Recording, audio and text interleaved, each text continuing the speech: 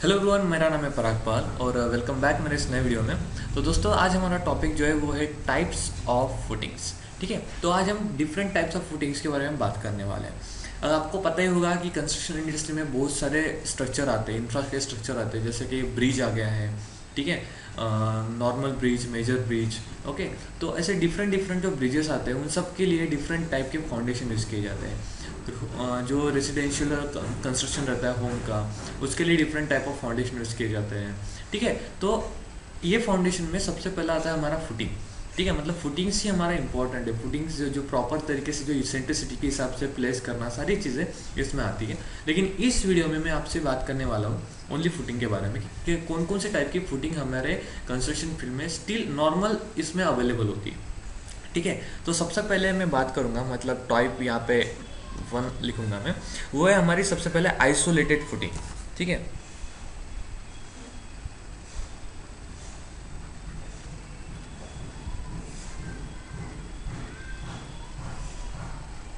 Okay, सबसे पहले isolated footing. ठीक है, देन दूसरी है, सेकंड नंबर इधर लिखता हूं मैं। ओके, सेकंड है कंबाइंड फुटिंग।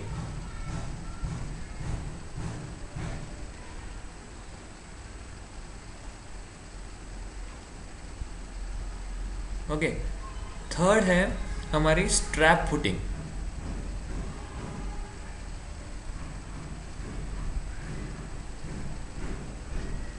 और जो फोर्थ है वो हमारी राफ्ट फाउंडेशन और मैट फाउंडेशन। ठीक है, मैं आपको अच्छी तरीके से बताना चाहता हूँ, इसलिए मैं आराम से बता रहा हूँ। ठीक है, मैट फाउंडेशन, और इसको मैट फाउंडेशन को हम ही क्या बोलते हैं, राफ्ट फाउंडेशन बोलते हैं। ठीक है,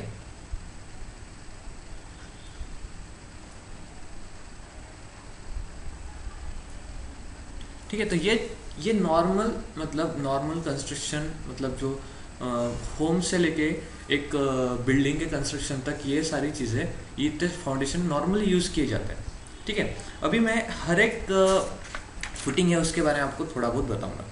अगर आप नॉर्मल, अगर मैं सबसे पहले आइसोलेटेड फुटिंग की हम बात कर रहे हैं, फर्स्ट आइसोलेटेड की हम बात करेंगे।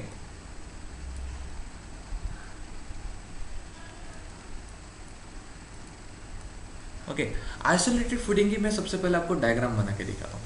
ठीक है, देखो डायग्राम उतनी अच्छी खासी बनेगी नहीं मेरी, but I am try. Okay, मुझे लगा ही था नहीं बनेगी। ओके, हम थोड़ा डिफरेंट ट्राई करेंगे। Okay, then at the centre, sorry, मुझे पहले कुछ लाइन ड्रॉ करनी पड़ेगी, उससे अच्छी तरीके से मैं ड्रॉ कर सकता हूँ।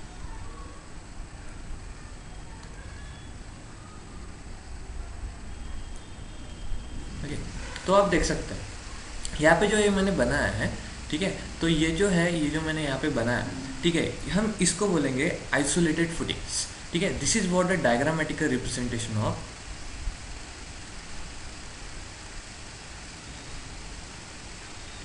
रिप्रेजेंटेशन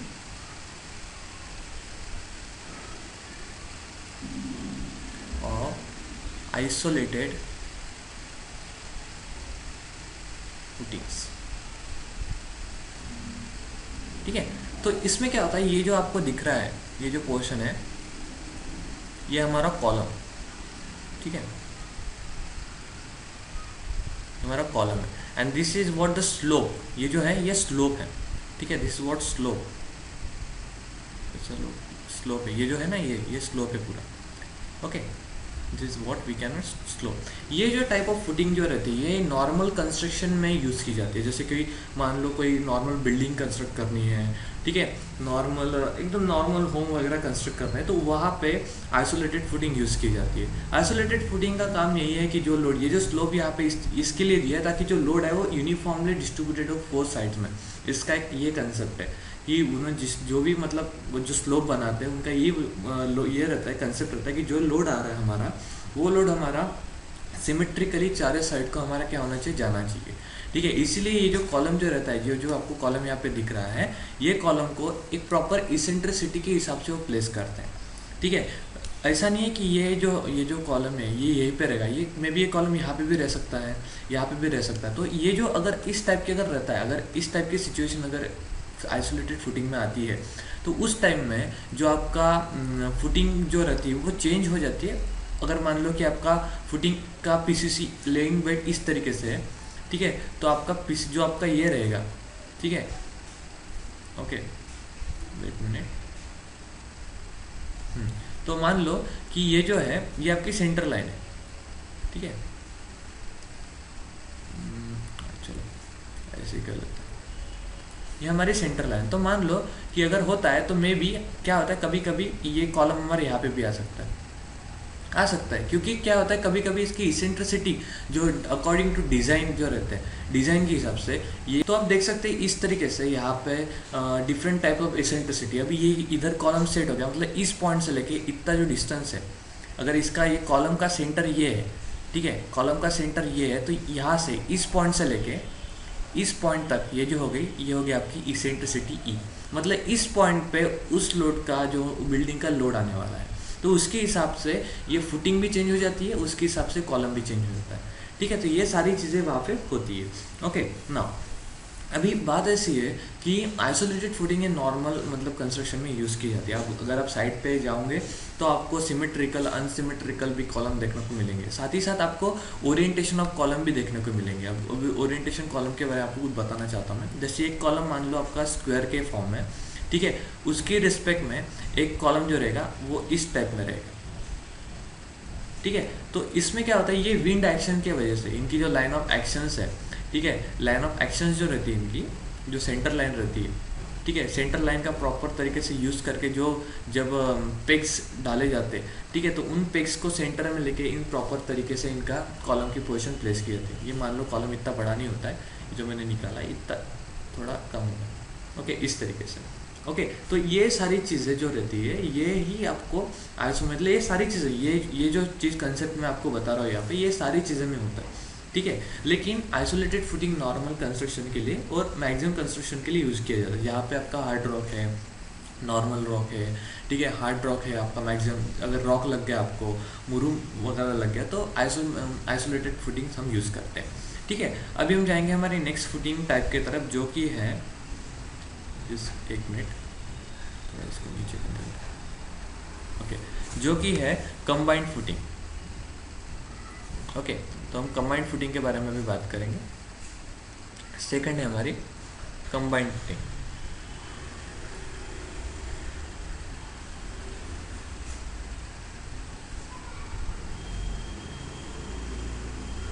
ओके कंबाइंड फुटिंग के बारे में बात करेंगे, ठीक है। अभी यहाँ पे मैं आपको पहले कुछ पढ़ के दिखाता हूँ। कंबाइंड फुटिंग सपोर्ट 2 और मोर कॉलम लोड, ठीक है। कंबाइंड फुटिंग मतलब क्या होता है, एक आपका ये मान लो कि मैं यहाँ पे अभी आपको ड्रॉ करके दिखाता हूँ, ठीक है। कंबाइंड फुटिंग एक आपका एक बहुत बड़ी फुटिंग है, उसके अंदर आपका एक सेंटर लाइन है, पहले सेंटर लाइन निकाल लेते हैं, ठीक है। उस सेंटर लाइन के ऊपर आपके 2 कॉलम आएंगे, एक कॉलम यहाँ पे आएगा और एक कॉलम यहाँ पे आएगा, ओके तो 2 कॉलम आएंगे आपके, ठीक है। अभी ऐसा नहीं है कि ये हमारी फुटिंग ऐसी ही रहेगी, ठीक है, क्योंकि कंबाइंड फुटिंग जो है नॉर्मली डिवाइडेड होती है 2 टाइप के फुटिंग में, ठीक है। एक होती है वो होती है रेक्टेंगुलर फुटिंग और दूसरी होती है ट्रेपेजॉइडल फुटिंग। ट्रेपेजॉइडल फुटिंग में क्या होगा, यहाँ से लेके इतने एक साइड रहेगी, ओके, और दूसरी साइड थोड़ी बड़ी रहेगी, राइट। फिर हम क्या करेंगे, इस तरीके से ट्रेपेजॉइडल फुटिंग को भी हम क्या करेंगे, डिज़ाइन करेंगे। मतलब ये डिज़ाइन मैंने ऑलरेडी वीडियो अपलोड किया, आप देख सकते हो, ठीक है। फिर से मैं इसका सेंटर लाइन ऐसे ड्रॉ कर लेता हूँ, ओके तो आप देख सकते हैं मैं एक अच्छी तरीके से उसका रिप्रेजेंटेशन देना ट्राई कर रहा हूँ। आपको अच्छा लगेगा ये वीडियो, मुझे डेफिनेटली पता है, ठीक है। देखो तो इस तरीके से, इस तरीके से ये 2 टाइप मतलब रेक्टेंगल। सो मैं यहाँ पे लिख देता हूँ कि कंबाइंड फुटिंग जो है उसके 2 टाइप है। तो फर्स्ट टाइप जो रहता है वो रहता है रेक्टेंगुलर फुटिंग,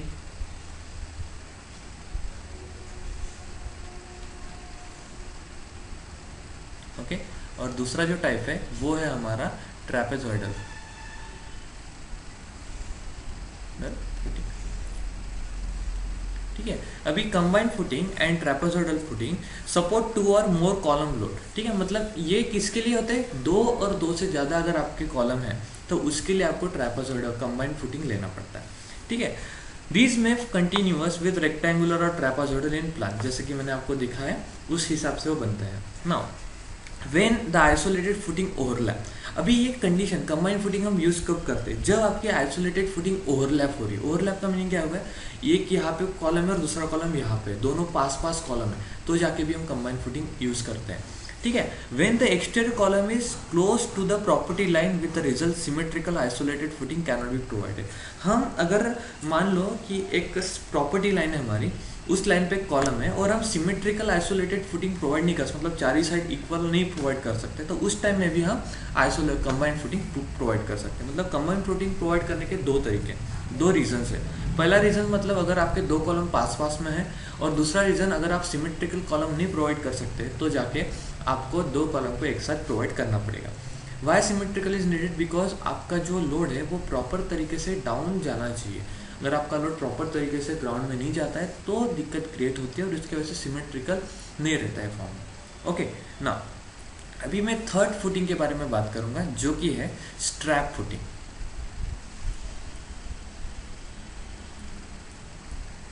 स्ट्रैप फुटिंग होती क्या है, सबसे पहले मैं उसका डायग्राम निकाल के आपको बताऊंगा, आपको डायग्राम से पता चल जाएगा एग्जैक्टली क्या होती है।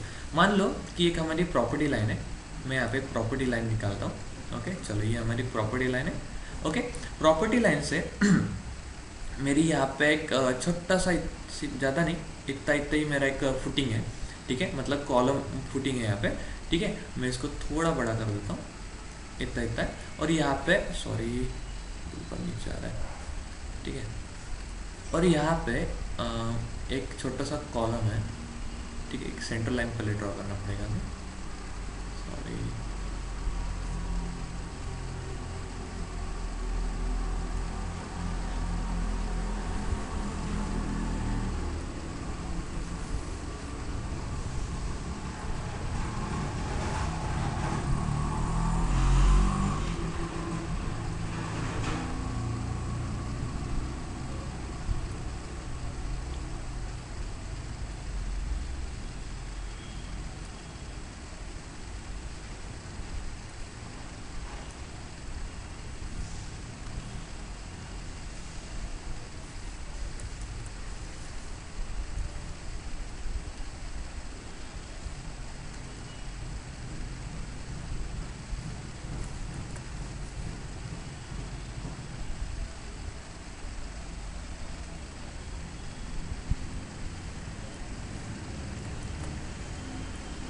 टाइम लग रहा है दोस्तों, सॉरी फॉर दिस। ओके, तो इस तरीके से यहाँ पे है। नाउ अभी आप यहाँ पे चेक कर सकते हो एग्जैक्टली क्या हो रहा है। यहाँ पे है आपका ये जो है, ये एक फुटिंग है और एक दूसरी फुटिंग है। दोनों फुटिंग को लिंक करने के लिए, मतलब कनेक्ट करने के लिए जो हम चीज़ें करते हैं, ठीक है, उसको बोलते हैं स्ट्रैप फुटिंग। अब स्ट्रैप फुटिंग में क्या होता है, आपको एक चीज़ बताइए। यहाँ पे मैंने मेन चीज़ ड्रॉ नहीं की है। मेन चीज़ है ये बीम। इस बीम का यूज करके, ओके, उस बीम का यूज करके हम क्या करते हैं, ये जो बीम है, इस बीम का यूज करके हम दोनों फुटिंग को लिंक करते, कनेक्ट करते हैं। ठीक है, अभी आपको यहाँ पे फिर से पढ़ के दिखाता हूँ मैं। अ स्ट्रैप फुटिंग और अ कांटिलीवर फुटिंग। अभी स्ट्रैप फुटिंग को एक दूसरा नेम है, हम उसको कांटिलीवर फुटिंग बोलते हैं। Okay, कांटिलीवर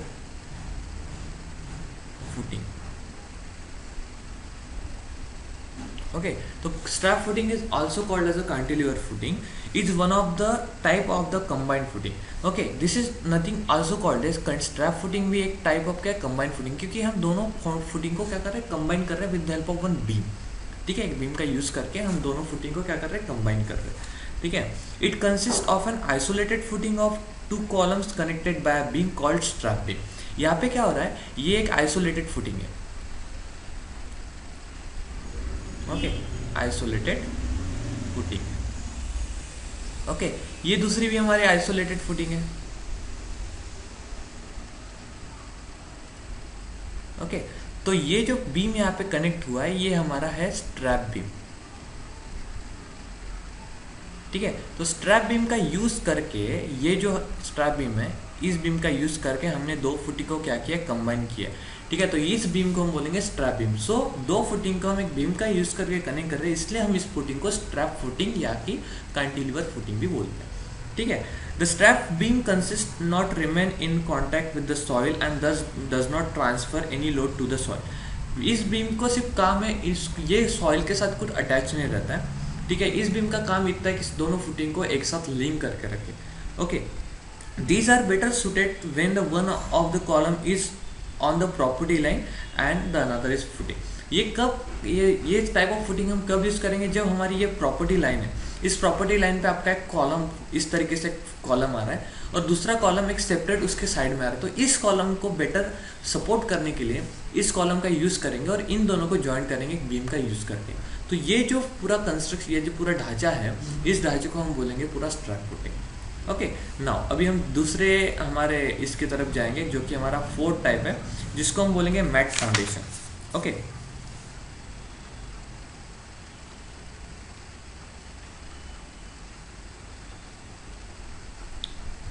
matte foundation. Matte foundation indirectly होता क्या है, मैट फाउंडेशन का मैं सबसे पहले आपको फिर से वो डायग्राम निकाल के दिखा देता हूँ। एक इतना बड़ा एक पूरा एक सपोर्ट, एक फाउंडेशन है, ठीक है, और इसमें क्या करा है, छोटे छोटे कॉलम है, ठीक है। इसको मैं कॉपी करता हूँ यहाँ से, Ctrl+C, सॉरी,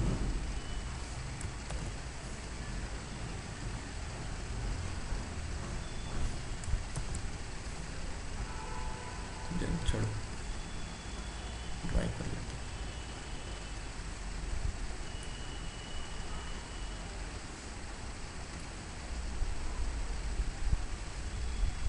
ठीक है, सिमेट्रिकल रहते हैं। ओके, मेरी डायग्राम पे मत जाना, ठीक है। तो ये सिमेट्रिकल रहता है ना। अभी देखो, मैट फाउंडेशन को ही हम राफ्ट फाउंडेशन बोलते हैं। Okay, raft foundation, because it look like a raft. Okay, it look like a raft.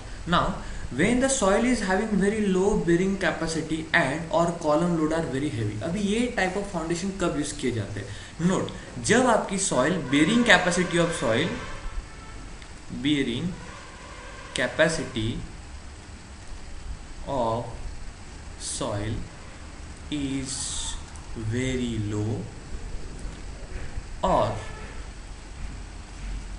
the load are very heavy, so at that time only हम राफ्ट फाउंडेशन यानी matte foundation use करेंगे। इन सच ए case raft और matte foundation consist of solid reinforcement concreting slab covering entire area beneath the structure and supporting all columns. इसमें क्या होता है, raft foundation में नीचे एक बहुत बड़ा एक स्लैब आता है, नीचे क्या आएगा, एक टोटल स्लैब आएगा और वो स्लैब सारे कॉलम को कनेक्ट करेगा और क्या करेगा, जो पूरे कॉलम का जो लोड है वो एक स्लैब नीचे लेके जाएगा। उसके वजह से क्या होगा, सेटलमेंट, जो अनडिलेशन सेटलमेंट आपके बिल्डिंग में होता है वो होगा नहीं। मतलब इसका अगर मैं डायग्राम अच्छी तरीके से आपको निकाल के दिखाऊँ तो इस तरीके से रहेगा। ये जो रहता है, सबसे पहले यहाँ पे आपका रहेगा एक स्लैब, ओके, और इस स्लैब के ऊपर यहाँ पे रहेगा आपके कॉलम्स, मतलब पहले फुटिंग्स जो पीसेस से जो बेड लाएंगे, ठीक है। तो ये पूरे क्या होंगे, ये जो स्लैब है, ठीक है, ये जो स्लैब है, ठीक है, ये स्लैब क्या करेगा, ये आपकी ग्राउंड लेवल होगी, ओके। ये स्लैब क्या करेगा, ये जो टोटल स्लैब है हमारा, ये स्लैब क्या करेगा, जितने भी ऊपर फाउंडेशन, मतलब ये जो यहाँ पे मैं ऐसा एक मैट फाउंडेशन निकल, यहाँ पे कॉलम है, यहाँ पे, ठीक है, इतने सारे कॉलम जो रहेंगे ये पूरे आपके स्लैब के साथ कनेक्ट रहेंगे और ये स्लैब जो आपका लोड ट्रांसफर करेगा, ये लोड हमारा किधर, सॉइल को ट्रांसफर करेगा। उसके वजह से क्या होता है, जो सेटलमेंट है, जो मतलब क्रैक्स आते हैं कॉलम में, ठीक है, जिस तरह के ऐसे जो कॉलम सेटल हो जाते हैं, ठीक है, वैसी चीज़ें कुछ ऐसा जो कॉलम में होगा नहीं, ठीक है। तो इस तरीके से बिल्डिंग में अगर आपका कॉलम इस तरीके से हो जाता है, मतलब थोड़ा सेटल भी हो जाए, तो आपकी बिल्डिंग में क्रैक आना स्टार्ट हो जाता है, ठीक है। तो ये कब यूज़ होता है, जब आपके सॉइल में बहुत बेरिंग कैपेसिटी लो हो, ठीक है, बहुत हैवी लोड हो, तब जाके आप राफ्ट फाउंडेशन यानी कि मड फाउंडेशन यूज़ किया है, ठीक है। तो दोस्तों, आई होप कि आपको मेरा वीडियो बहुत अच्छा लगा है। प्लीज़ मेरे चैनल को सब्सक्राइब करना मत भूलिए, don't forget, okay, and please like my video, okay, and don't forget to visit my website www.civilnotes.com, okay, and have a nice day. Bye bye, thank you.